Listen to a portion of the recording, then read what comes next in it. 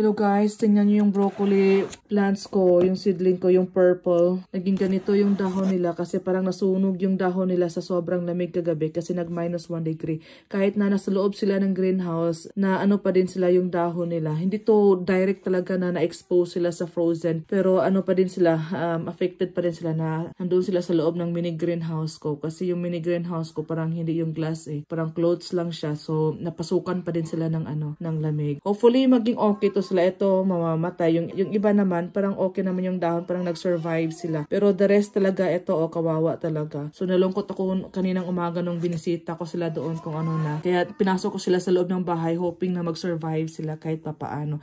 Kahapon ang gaganda-ganda pa nila neto. Ngayon parang ay naku, naawa talaga ako yung nalungkot. Ito din yung bulaklak. Ayan, ito sila namatay, nasunog. Ayan, nasunog talaga sila sa sa lamig, na frozen